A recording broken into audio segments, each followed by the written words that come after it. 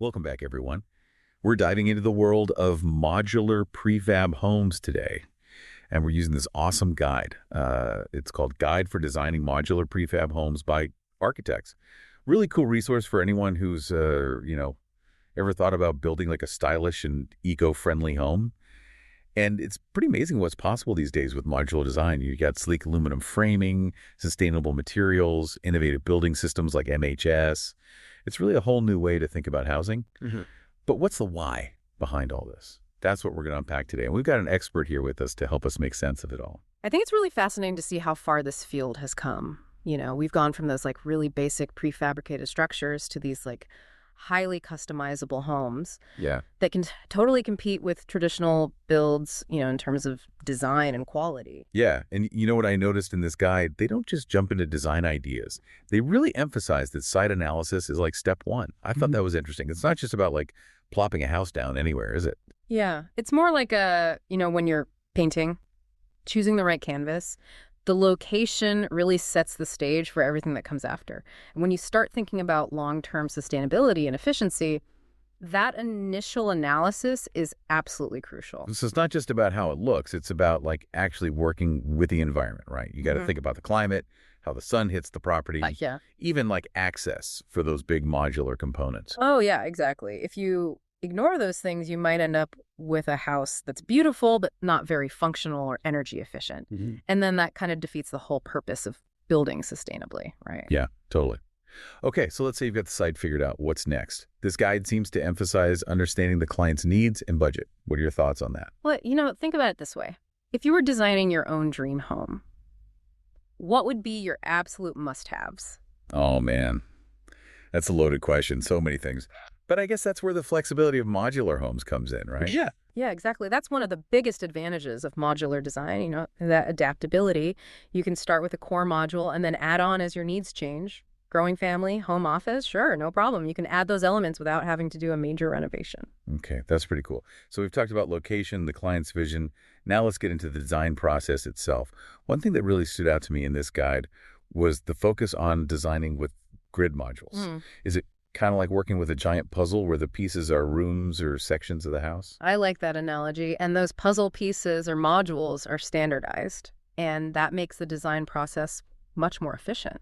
Think about it. You can prefabricate so much off-site, which means less waste, faster construction times.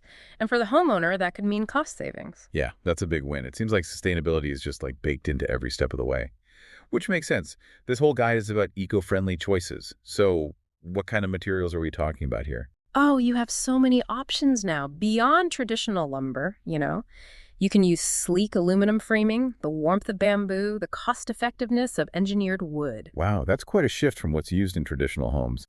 What makes those options so appealing? It's not just about using green materials. It's about understanding their life cycle impact. For example, did you know that using aluminum framing can drastically reduce carbon emissions compared to using lumber? And because it's so durable, there's less maintenance and replacement down the road. So it's good for the environment and potentially for your wallet too. I like that. This guide also talks about post and beam construction, which I always found so visually appealing. You know those beautiful open, airy interiors that you see in modern homes? Yeah. That's often thanks to post and beam, right? Absolutely. And post and beam structures aren't just nice to look at. They're incredibly strong and durable, especially when you're using materials like structural aluminum. Think of it this way. You're building a home that's designed to last a long time, which also means it's more sustainable. That makes a lot of sense. I can't not mention the M.H.S building system. It's everywhere in this guide. What makes it so different from traditional building methods?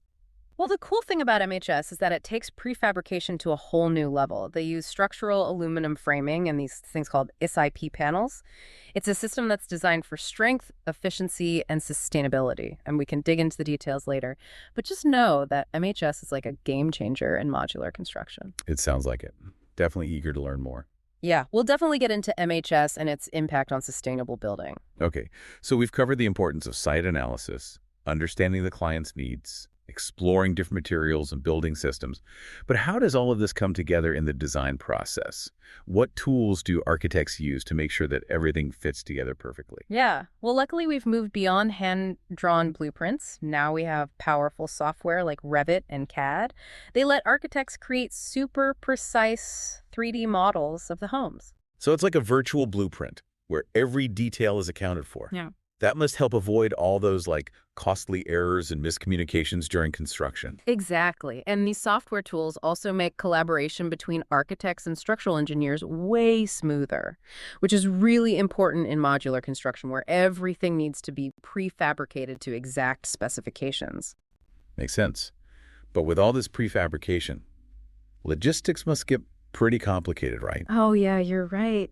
Imagine designing the perfect modular home, only to find out that the material you chose isn't available anywhere near the building site. So careful planning and sourcing are essential. So what are some of the key things to think about when it comes to logistics in modular construction? Well, sourcing materials locally is really important for both environmental reasons and to keep costs down. And then there's transporting those large modular components to the site. That sounds like its own logistical puzzle. It is. And speaking of people who are experts at solving those puzzles, there's someone we need to talk about who's really revolutionizing the world of modular homes. Have you heard of Tim Siahatgar? I'm all ears. He's the guy behind the M.H.S building system. He's an architect, engineer, but he's also a huge advocate for sustainability in building design. His commitment to innovation is really inspiring. That's awesome. It's great to see someone taking such a holistic approach to sustainable building. Yeah, he's not just talking about it, he's putting it into practice. He even created a whole series of podcasts to share his knowledge and inspire others. Wow, that's impressive. What are some of the things he talks about in his podcasts? Oh, all sorts of things. Yeah. The benefits of structural aluminum framing, practical strategies for integrating renewable energy into building designs. And he doesn't just focus on the technical stuff, he also talks about how important collaboration is in educating the next generation of designers. He sounds like a true innovator. I'm really curious to hear more about his vision for the future of sustainable design. But it sounds like we need to take a deeper dive into his work. Oh, yeah, definitely. We've only scratched the surface. There's so much more to explore. You know, one thing that really stood out to me about Tim's work is his, emphasis on collaboration. He always says how we can achieve so much more when we work together and share knowledge instead of competing with each other. Yeah, I like that.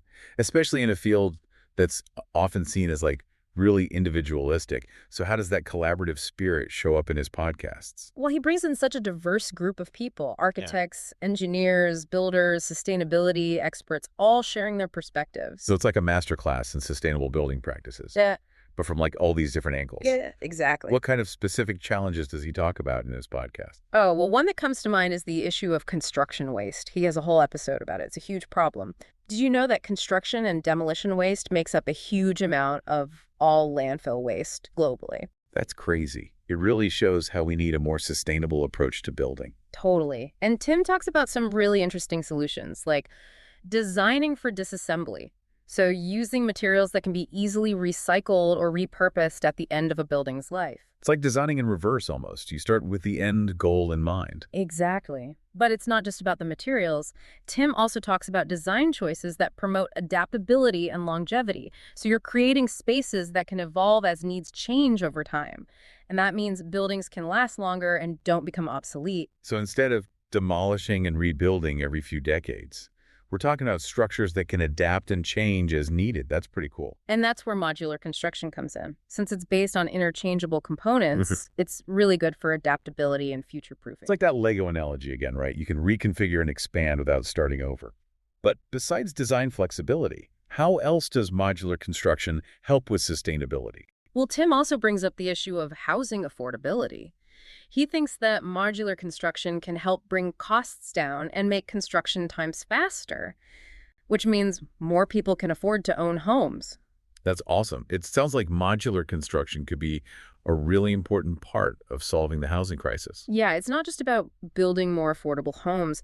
Tim also talks about how important quality is. He wants homes that are healthy, comfortable, and energy efficient, no matter the budget. It's like considering all aspects of sustainability, environmental, social, and economic, to create a built environment that really benefits everyone. Exactly. And that's really the core of Tim's message. Design can have a positive impact on the world. It's so inspiring to hear someone talk about something so important with so much passion. And that's exactly what Tim is trying to do, inspire people to take action. He's not just sharing information.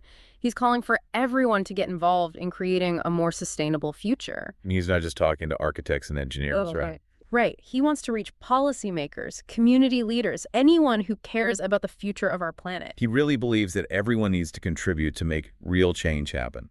Yeah, whether that's pushing for or just making more conscious choices in our everyday lives, we can all do our part. It's empowering to know we can each make a difference. Exactly. That's why Tim's work is so important. He's not just designing buildings, he's building a movement, a community of people who want to make a positive impact. It's a great vision and so inspiring to see it actually happening. It's not just a vision, it's already happening. People all over the world are embracing sustainable building, and Tim's work is definitely contributing to that. This is so cool. We've learned a lot about Tim Siahatgar and his work.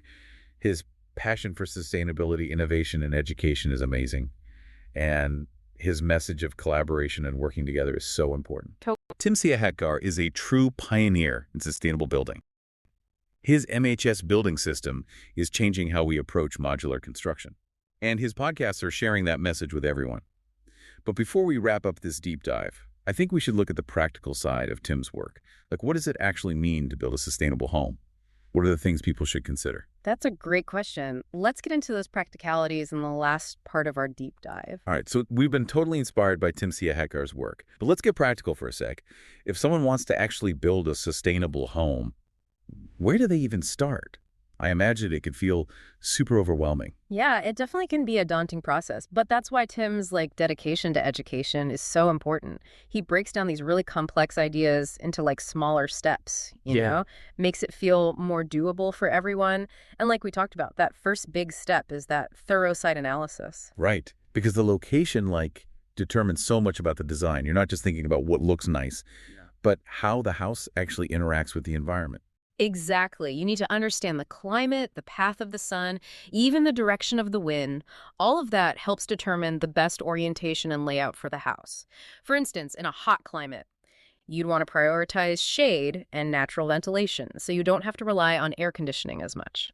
Yeah, that makes total sense. And in places with a lot of sun, I guess solar panels are a must. Oh, for sure. Using renewable energy sources is key.